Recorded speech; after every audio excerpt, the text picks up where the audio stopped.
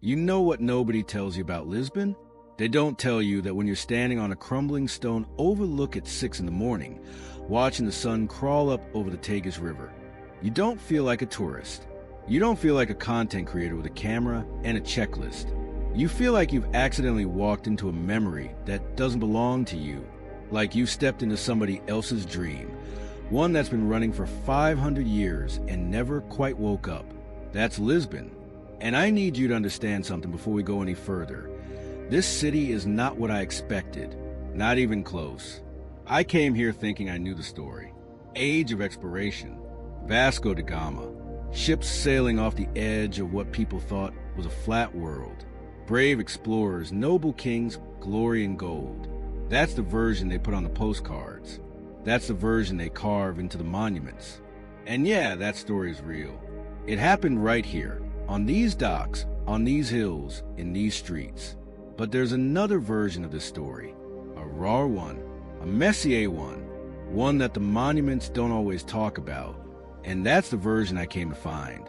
Because here's the thing about Lisbon that hit me the moment I landed. This city has been through it. I mean, genuinely, deeply, catastrophically through it. In 1755, one of the deadliest earthquakes in recorded European history leveled this place to the ground. An earthquake so violent that it triggered a tsunami and fires that burned for days. Tens of thousands of people dead. The city gone. Just gone. And yet, Lisbon didn't disappear. It didn't fade into a footnote. It rebuilt, methodically, deliberately, block by block.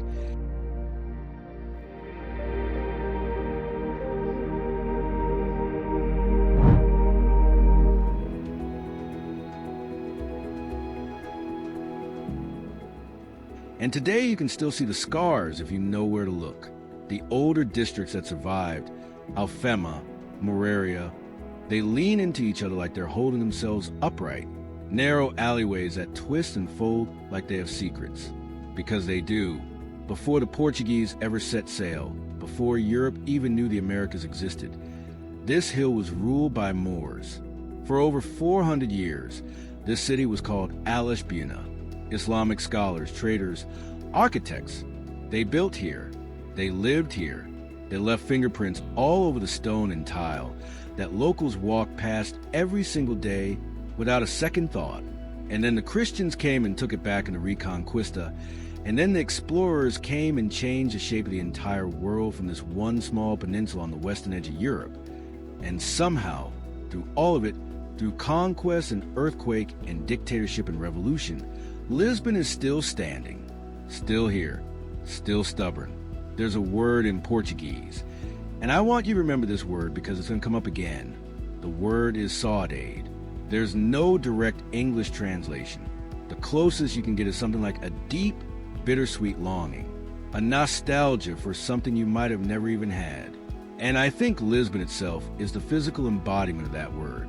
It's a city that remembers everything, that carries its history not in museums behind glass, but in the walls and the tiles, in the music that drifts out of open windows at night.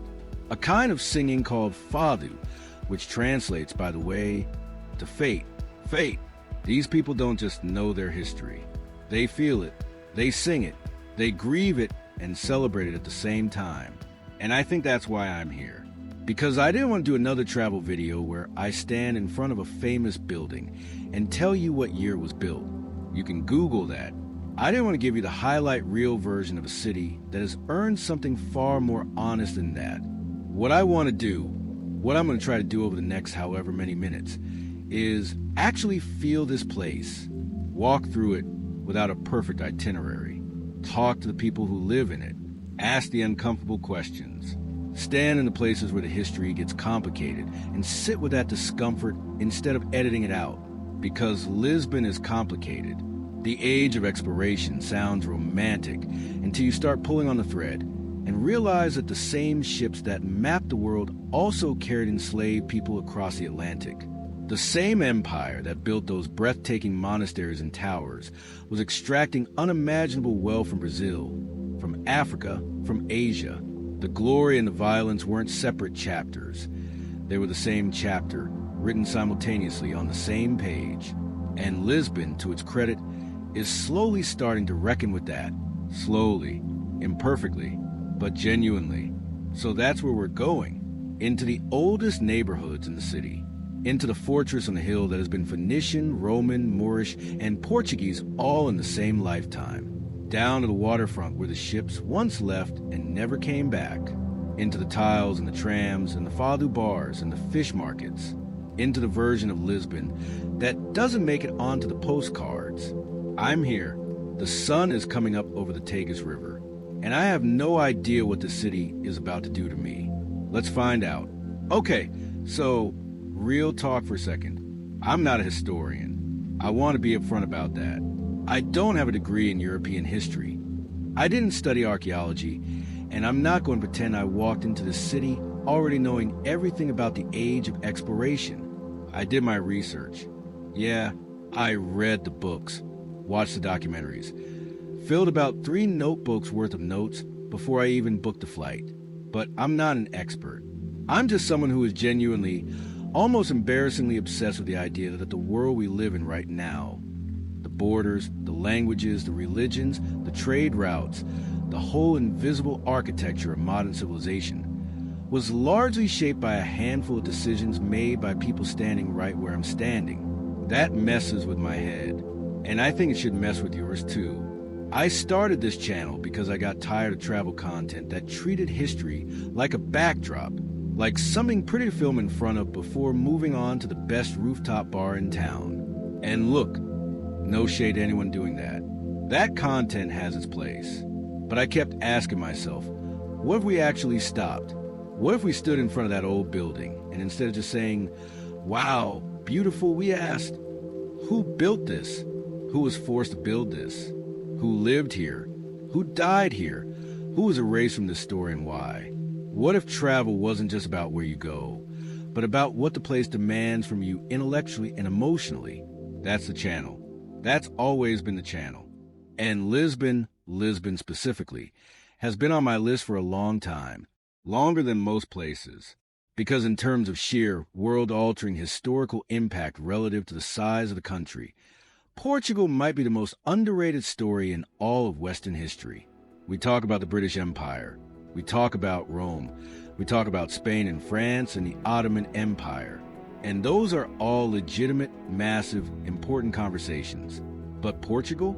This tiny country on the edge of the Atlantic, roughly the size of Indiana, with a population today of about 10 million people. This country, in the 15th and 16th centuries, essentially cracked the world open. They were the first Europeans to establish a sea route to India, the first to reach Japan, the first to colonize Brazil. At one point, the Portuguese crown was drawing borders across the entire globe, literally dividing the world between Portugal and Spain in a treaty like they were splitting a dinner bill. From here, from this city, and yet somehow Portugal doesn't always get the same spotlight in these conversations, which is exactly why I had to come. But I also have to be honest about the other reason, the personal one. I've been going through a season of life where I've been thinking a lot about legacy, about what we leave behind, about how the things we build, the decisions we make, the systems we put in place, how all of that outlives us in ways we never fully anticipate or control. And there's something about a city like Lisbon, a city that launched an empire and then watched that empire slowly collapse, that feels incredibly relevant to those questions. What does it mean to have shaped the world and then have to live in the aftermath of that shaping? What do you do with a legacy that is simultaneously something to be proud of and something to be accountable for? I don't have clean answers to those questions. I'm not sure anyone does. But I think this city might have some things to say about them. So here's the plan. We're spending real time here, not a 48-hour highlight reel. We're going to Alfama, the oldest neighborhood in the city, the one that survived the earthquake. We're going up to São Jorge Castle, which has been standing on that hill since before Portugal was even a country. We're going to Belém, down by the waterfront, where the ships actually departed, where the Tower of Belém still stands in the water, like it's still watching for sailors that are never coming home. We're going to talk to people. We're going to eat the food. We're going to sit with the complicated parts. And I'm going to try genuinely try to show you the city the way it deserves to be shown. Not polished, not perfect, just honest. All right, let's go. Okay, so I have to be completely honest with you right now. Nobody warned me about the hills. I mean, people mention them in passing. Oh, Lisbon is hilly. Yeah, sure. I've been to hilly cities before. San Francisco is hilly. I thought I understood hills. I did not understand hills. Lisbon does not have hills the way normal cities have hills. Lisbon is hills. Plural, stacked, aggressive, completely unrepentant hills that go up at angles that make you question every life choice that led you to this moment, in this heat, with this bag, on these cobblestones. And the cobblestones. Let's talk about the cobblestones. They're called Calcada Portuguesa, Portuguese pavement. And they are genuinely one of the most beautiful things I've ever seen in my life, and also one of the most brutal things I've ever walked on. Black and white limestone tiles, hand-laid by craftsmen into these intricate wave patterns that stretch across entire plazas and sidewalks and staircases. It's like the city itself is a mosaic. Every surface is intentional, considered, designed, and it is absolutely stunning right up until your suitcase will catch as a groove wrong, and you nearly faceplant in front of a cafe full of locals who have seen this exact thing happen 1,000 times and don't even look up from their espresso. Which, by the way, the espresso. A small cup, very dark, very strong, about the size of your thumb, costs €1. €1? I had 3 before 10 in the morning, and I felt like I could see through time. That's just how they live here. That's just Tuesday in Lisbon. But stepping back from the coffee and the cobblestones for a second, because the first real thing that hit me, the thing that stopped me in my tracks almost immediately, wasn't the architecture or the views or the trams rattling past. It was the light. The light in Lisbon is genuinely unlike anything I've experienced in any other city. There's a reason artists have been coming here for centuries. The way the Atlantic air interacts with the sun at this particular latitude creates this soft, luminous, almost golden quality that makes everything look slightly more real than real. The tile facades of the buildings, and almost every building here is covered in decorative ceramic tiles called azulejos, blue and white, and sometimes full scenes painted across entire walls. They catch the light and seem to glow. I'm standing in front of a building that's essentially wearing a painting on the outside, and the light is hitting it like a spotlight. It's a lot to process before you finish your first coffee. The city is also louder and more alive than I expected. I think I'd built up this image of Lisbon as melancholic and quiet, probably because of everything I'd read about father music in Saudade and the kind of reflective national mood that comes from being a former empire in a smaller modern body. And that emotional depth is absolutely real. I'm going to get into that later. But on street level in the morning, the city is noisy and chaotic and full of energy. Motorbikes squeezing through gaps that don't exist. Market vendors setting up. School kids in uniforms arguing loudly about something that sounds very important. Old men in doorways watching everything with the calm authority of people who have seen this neighborhood change completely 3 times over and are still here. That contrast, the weight of history pressing down from every wall and monument, and the absolute insistence of daily life just continuing underneath it. That's the thing that gets you about Lisbon. It doesn't feel like a museum city. It doesn't feel preserved in amber. It feels inhabited. Deeply, stubbornly inhabited. I took a tram, the famous number 28, which winds up through Alfama like it's making its route up as it goes. And I just sat there, slightly jet-lagged, slightly over-caffeinated, watching the city scroll past the window like a film reel. Laundry hanging between buildings. A cat sitting on a doorstep with the posture of someone who owns the entire street. Graffiti on a wall right next to a tile panel that's 400 years old. Ancient and current, crammed into the same frame. And I thought, yeah, this is going to be something. I don't fully know what yet, but something. All right, let's get into it. I'm standing at the edge of the Tagus River, right here at Belém, which is about 6 kilometers west of the city center, and this is the spot. This is the actual, literal, geographical spot where it all began, where the ships left, where sailors said goodbye to their families not knowing, genuinely not knowing, if the ocean they were sailing into had an end, where Vasco da Gama stood in 1497 and pointed his fleet south and then east and changed the course of human history. Let that sit for a second. This riverbank, right here, that's where it started. Now, to understand why that matters, you have to understand the world that existed before Portugal did what Portugal did. In the early 1400s, Europe was essentially landlocked in terms of global trade. The spice routes, the roads that connected Europe to the wealth of Asia, to the pepper and cinnamon and nutmeg and silk that European markets were desperate for, all ran overland to the Middle East and Central Asia, and they were controlled almost entirely by Ottoman and Arab middlemen who charged enormous tolls at every checkpoint. European merchants were paying fortunes just to get goods across the continent. The profit margins were getting crushed. There had to be another way. Portugal decided to find it. And this wasn't accidental or impulsive. This was a national project, methodically planned and executed over decades. It started with Prince Henry, known to history as Henry the Navigator, though he personally almost never sailed anywhere, which is a brilliant irony, who in the early 1400s essentially set up the world's first maritime research institution on the southern tip of Portugal. He recruited the best cartographers, the best astronomers, the best shipbuilders from across Europe and the Arab world, and brought them together to solve one problem. How do you sail farther faster and actually find your way back? The answer they developed was the caravel, a new kind of ship, smaller and lighter than anything that came before it, with a revolutionary triangular sail design borrowed from Arab vessels that allowed it to sail much closer into the wind. Suddenly, Portuguese ships could go places that heavier European vessels couldn't, could hug coastlines, navigate shallow waters, sail against the wind if they had to. It was a technological leap that functioned essentially the same way that a new kind of engine changes warfare. Everything after was different. They started pushing south, down the west coast of Africa, a coastline that European maps literally just ended, marked with sea monsters and speculation. Each expedition went a little further than the last.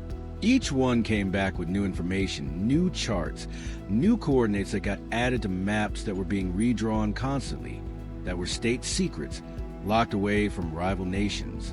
By 1488, Bartolomé Dias rounded the southernmost tip of Africa, the Cape of Good Hope, proving that the Atlantic and Indian Oceans connected. The route to Asia by sea was theoretically possible. 9 years later, Vasco da Gama made it real. He left from this riverbank in July 1497 with 4 ships and about 170 men. He rounded the Cape, crossed the Indian Ocean, using the knowledge of Arab navigators he encountered along the way, it must be said, and arrived in Calicut, India in May 1498. The round trip took 2 years. He lost half his crew to scurvy and storms. But he came back with a ship full of spices worth 60 times the cost of the entire expedition. The world had just been rewired. Within a decade, Portugal had trading posts in India, in East Africa, in Southeast Asia, in China. The spice trade that had been bleeding European merchants dry for centuries was now flowing through Lisbon. This city became one of the wealthiest in the world almost overnight, and the evidence of that wealth is still everywhere you look. The Geronimo's Monastery, right here in Belém, built in 1501 to celebrate da Gama's voyage, is so ornate, so extravagantly detailed, so completely over the top in the most magnificent possible way, that it almost feels like a provocation, like the Portuguese were building in stone what they wanted the world to know about them. We were here. We did this. We found the edge of the map, and we kept going. And they did. The question, the one this city is still quietly wrestling with, is what that going cost everyone else. We'll get into that. Here's something I've learned from doing this long enough. The most valuable thing you can do in any historically significant city is stop talking and start listening. Not to the tour guides, though some of them are incredible and we'll get to that, but to the people who actually live inside the history, the ones who grew up with it in their peripheral vision, who pass the monuments every day on the way to school, without really seeing them. The way you stop seeing the furniture in your own house. And then one day something shifts and you look at what's been there your whole life and you think, wait, what exactly am I looking at? I wanted to find those people, the ones who had done that looking. The first person I sat down with was a man named Eduardo, 63 years old, retired schoolteacher, born and raised in Alfama, the oldest neighborhood in the city. We met at a small cafe that he told me he's been going to for 40 years, which tracks. The owner knew his order before he sat down. Eduardo has one of those faces that seems permanently settled into a thoughtful expression, like he's always halfway through considering something carefully. His English was excellent, which he attributed with complete seriousness to many years of British television. I asked him the question I ask everyone, what do you think tourists miss about this city? He didn't hesitate. They come for the beauty, he said. And the beauty is real, I'm not dismissing it. But they photograph the tiles, and they ride the tram, and they eat the pastel de nata, and they leave feeling like they understood something. And they understood the surface. The surface is wonderful. But Lisbon is not a surface city. I asked him what was underneath. He thought for a moment. Grief, he said. A very particular kind of grief that we have learned to wear comfortably. That's Saudade, but not the romantic version that gets put on souvenirs. The real version is heavier than that. It's the feeling of a country that was once the center of the world, and then wasn't, and had to figure out what was after that. That stayed with me. The second conversation happened more organically. I was walking through Mouraria, the old Moorish quarter, one of the most historically layered neighborhoods in the entire city, when I stopped to watch a woman hanging laundry from a second-floor window with the practiced efficiency of someone who has done it 10,000 times. Her name was Fatima. She was in her mid-70s, and she had absolutely no interest in being interviewed right up until I mentioned I was trying to understand the Moorish history of the neighborhood. Then she leaned out the window and talked to me for 45 minutes. She told me that her grandmother used to say that Mouraria remembered everything even when the people forgot, that you could feel in the way the streets didn't follow logic, didn't run straight or parallel the way planned cities do. The Moors built this neighborhood organically. She said, streets forming around lives rather than the other way around. And the earthquake of 1755 destroyed most of Lisbon, but largely spared Alfama and Mouraria. So these streets, these exact crooked, impossible streets, are in many places still the streets that existed under Moorish rule, still following the same paths that people walked when the city was called Lisbon, and the call to prayer echoed off these same hills. People think history is in the museums. Fatima told me, gesturing broadly at the alleyway below her. History is here, under your feet. The third conversation was with a younger guy, mid-20s. His name was Tomas, working at a small bookshop near the Saudade district. I asked him what his generation thought about the empire, about the legacy of the age of exploration. He gave me a long, measured answer that essentially amounted to this. His generation was the first to really be taught the full picture in school, the voyages and the violence together, not separately. And he said it created a complicated relationship with national pride that his parents and grandparents didn't quite have. My grandfather was proud in a simple way, Tomas said. I am proud in a complicated way. I think the complicated way is more honest. I didn't have anything to add to that. I just wrote it down. Every city has them, the places that exist just slightly outside the main orbit of tourist attention. Not secret exactly. They're on the maps. They're technically listed in the guides. Someone mentions them in a blog post buried on page 3 of your Google search. But they don't get the poster treatment. They don't get the organized tour groups and the official audio guides and the gift shop at the exit. They just exist quietly and stubbornly, doing the important work of holding memory without asking for any particular credit. Lisbon has several of these, but the one that stopped me completely, the one I genuinely was not prepared for, was a place called the Carmo Convent. Let me tell you about the Carmo Convent. It sits at the top of one of Lisbon's steeper hills in the Saudade district, which means you either climb an aggressive stone staircase to reach it, or you take the Santa Justa lift. a wrought iron elevator built in 1902 that looks like someone transplanted a piece of Victorian Paris into the middle of a medieval Portuguese city, which is its own entire story. Either way, you arrive slightly breathless, which turns out to be appropriate preparation for what you're about to see.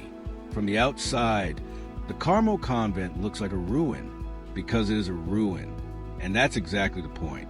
The convent was built in the late 1300s by a Portuguese military commander named Nuno Álvares Pereira, a national hero, later canonized as a saint, as a gesture of gratitude after a major military victory. For nearly 4 centuries, it stood as one of the most important Gothic churches in Lisbon. Beautiful, towering, spiritually significant. And then the earthquake of 1755 hit, and the fires that followed, and the roof collapsed entirely. The walls survived. The arches survived. The skeletal Gothic framework of the nave survived, reaching up toward the sky with nothing between them and the open air. And here's where the story gets interesting, because they never rebuilt it. Not because they couldn't, but because someone at some point made the deliberate decision that the ruin itself was a memorial, that rebuilding the roof would actually destroy something more important than what it would restore. The absence was the point. The open sky where the ceiling used to be was a more honest record of what happened here than any reconstruction could be. So today you walk into the Carmo Convent, and you are simultaneously inside a building and outside. Gothic stone arches frame rectangles of blue sky. Grass grows along the old nave floor, where centuries of worshippers once walked. Pigeons nest in the same stonework that medieval craftsmen carved with extraordinary care. It is one of the most quietly devastating spaces I have ever stood in. Not sad exactly. Something more than sad. Something that doesn't have a clean English word for it. Although, actually, it probably has a Portuguese one. Inside what remains of the apse, there's a small archaeological museum that most people treat as secondary to the ruin itself, which is understandable but a mistake.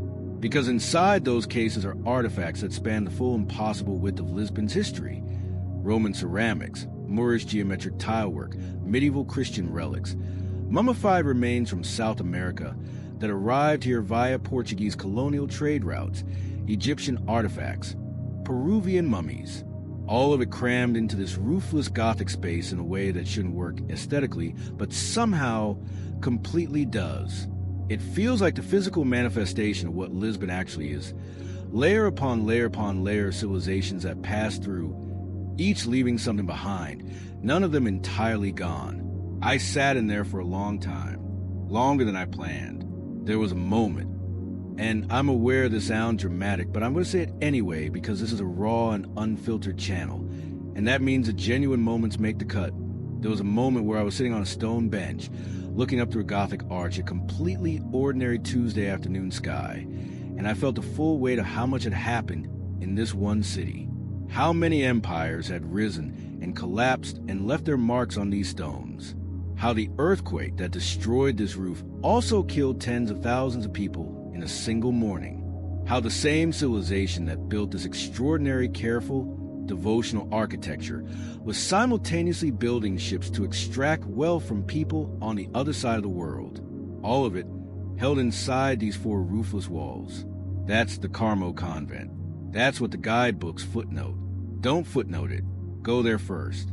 I have to talk about this. I've been building toward it since part 1, and I think you already know it's coming because if you've been paying attention to the ships, to the trade routes, to the extraordinary wealth that flooded into the city in the 16th century, you've probably been asking the same question I kept asking standing in front of these monuments. Where did all of that actually come from? Here's the part that doesn't make it onto the decorative tiles. Portugal was not just the first European nation to establish global sea trade routes. It was also the first European nation to establish the transatlantic slave trade. That's not an accusation or a modern reframing. That's a historical fact that Portuguese scholars themselves have documented extensively.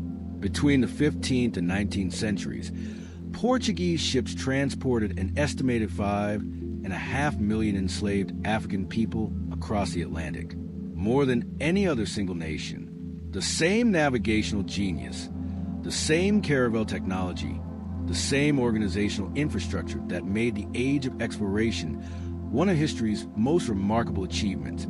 All of it was running in parallel with one of history's most devastating human crimes. And Lisbon was the center of it. Right here, this city, these docks. I'm telling you, they're standing near the Pedreiro dos Descobrimentos, the monument to the discoveries, which was built in 1960, and features 33 figures of Portuguese explorers and historical figures carved in stone, facing heroically out toward the Tagus River. It is genuinely an impressive piece of architecture, and it was built by the Salazar dictatorship, specifically as nationalist propaganda, specifically to celebrate imperial glory during a period when Portugal was still clinging to its African colonies and violently suppressing independence movements. The monument doesn't mention slavery. It doesn't mention colonialism's violence. It depicts discovery as a clean, triumphant, one-directional story. To Portugal's credit, and this matters, the conversation has been shifting. In 2021, Lisbon opened the Slavery Museum, the first of its kind in the country. There are genuine, difficult public debates happening here about which statues belong in public squares and which belong in museums with full historical context. Younger Portuguese people, like Tomas from the bookshop, are being educated with a more complete picture than their parents received. But the monument to the discoveries is still standing exactly as it was. And I think that tension between the reckoning that's beginning and the glorification that's still present is actually the most honest thing about Lisbon right now. It's a city in the middle of a conversation with itself. Not finished, not resolved, just in progress. And maybe that's the most human thing a city can be. Okay, we've covered earthquakes, empires, slavery, and roofless Gothic ruins before lunch. I think we've earned a break. And in Lisbon, taking a break means one thing above everything else. You eat. The first thing you need to know about Portuguese food culture is that it operates on a completely different clock than most of Western Europe. Lunch here is not a sandwich at your desk. Lunch is an event, a commitment. Restaurants fill up at 1 p.m. with local workers and families who sit down for 2 courses and a glass of wine on a Tuesday like it's the most natural thing in the world. Because here it is, there's no rushing, no check drop before you finished eating. The table is yours for as long as you want it, and the concept of eating quickly and leaving is treated with the mild suspicion it deserves. I found a small Tosca, a traditional neighborhood tavern, the kind with handwritten menus and no Instagram presence whatsoever, down a side street in Alfama. I ordered bacalhau à brás, which is Portugal's most beloved preparation of salt cod, shredded and scrambled together with eggs, then fried potato sticks, black olives, and parsley. Salt cod, bacalhau, is genuinely central to Portuguese identity in a way that's hard to overstate. There's a saying here that there are 365 ways to cook bacalhau, one for every day of the year. Whether or not that's literally true, the sentiment is real. This is a country that has been eating this fish for 500 years, since the fishing fleet started making runs to the waters off Newfoundland during the age of exploration. The food, like everything else in the city, carries history in it. After lunch, I walked down toward the waterfront and bought a pastel de nata from a small bakery, the custard tart that Lisbon has gifted the entire world, flaky pastry shell, slightly caramelized egg custard on top, best eaten warm with a dusting of cinnamon and an espresso alongside it. It cost €1.20. It was, without exaggeration, one of the best things I have eaten in recent memory. And I just stood there on the sidewalk eating it, watching the city move around me, trams rattling past, pigeons aggressively negotiating over crumbs, an old man playing guitar softly outside a doorway, not for tips, just because he felt like it, 2 kids chasing each other down the cobblestones with complete disregard for the tourist traffic. Lisbon at street level, unhurried, unperformed, just itself. Sometimes the most historically significant thing a city can show you is what it looks like when it's simply living. I'm sitting on the steps of São Jorge Castle. It's early evening. The sun is doing the thing it does in Lisbon, that slow, generous descent that turns everything amber and unhurried, like the light itself has absorbed the city's attitude toward time. Below me, the entire city spreads out in every direction, terracotta rooftops and white facades, and the wide silver ribbon of the Tagus River eventually dissolving into the Atlantic. Ships moving slowly in the distance. Somewhere below, a tram bell, faint music from somewhere I can't identify. I've been sitting here for about 20 minutes just not filming anything, which, if you know anything about making YouTube videos, is not a particularly productive use of time. But I needed it, because this city has done something to me over these past few days that I'm still trying to find the right words for. I came here with questions about history, about empire and legacy and what it means to shape the world, and then have to live with what that shaping produced. Big, abstract, almost academic questions that I could have written about from a desk without ever booking a flight. And Lisbon answered those questions, thoroughly, honestly, sometimes uncomfortably. I got the history. I got the complexity. I got the full picture. But what I didn't expect was the personal thing. The thing where you travel to understand a place and end up understanding something about yourself instead. Standing in the Carmo Convent with the sky where the ceiling used to be, I thought about how we rebuild after catastrophic loss. Whether we should always rebuild, or whether sometimes the honest thing, the braver thing, is to leave the open space and let it mean something. Whether absence can be a more truthful record than reconstruction. Talking to Eduardo about grief worn comfortably, about Saudade as something heavier than nostalgia. I thought about my own relationship with the past, the things I carry that I haven't fully examined, the stories I tell about where I've been that maybe smooth over the complicated parts, because complicated parts are harder to carry. And standing in front of that monument, the one that celebrates discovery without mentioning the cost, I thought about how easy it is to curate your own legacy, to build the monument you want people to see, and quietly omit what you'd rather they didn't ask about. Lisbon doesn't let you do that forever. Eventually the roofs collapse. Eventually the full story surfaces. Eventually someone sits down in your neighborhood cafe and asks what tourists miss about the city. And if you're honest, if you're genuinely uncomfortably honest, you say, the grief underneath the beauty, the weight underneath the light. That's what this city did to me. It made me want to be more honest about the weight. It's my last morning in Lisbon. I'm back at the Tagus River. Same spot where I started, Belém, the waterfront, the place where the ships left. It feels right to end here. Full circle. The water is flat and gray this morning. Quieter than it was earlier in the week. And the Tower of Belém is standing out there in the shallows exactly as it has been standing since 1519. Completely indifferent to my departure. Completely indifferent to everything actually, which is its own kind of comfort. I've been thinking about what to say here, how to close this out. And honestly, I don't want to wrap it up too cleanly, because Lisbon isn't a clean city. It's not a city that resolves into a neat conclusion or delivers a tidy lesson you can carry home in your back pocket. It's a city that asks more questions than it answers, that hands you complexity and sits back and waits to see what you do with it. So here's what I'll say instead.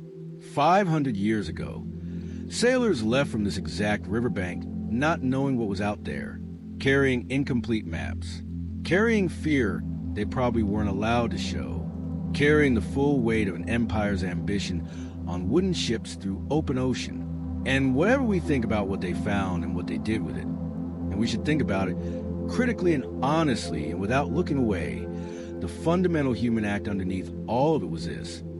They went anyway into the unknown with incomplete information, hoping the horizon led somewhere worth reaching. That feels relevant to me right now in a way I didn't anticipate when I booked this trip.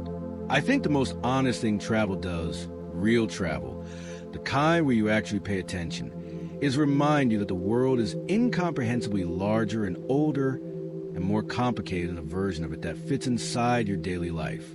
That every city you walk through is carrying centuries of decisions and consequences that shape the ground under your feet in ways you can spend a lifetime studying and still not fully understand. And that's sitting with that incomprehensibility rather than reducing it to a highlight reel is one of the more worthwhile things a person can do. Lisbon taught me that this week. Or maybe it just reminded me. Sometimes a city does that. Hands you back something you already knew but had stopped feeling. I don't know where we're going next. I have some ideas. Some places that have been sitting on the list for a long time, waiting. But wherever it is, we'll go the same way. Eyes open, questions ready. No clean conclusions. Just honest. See you there.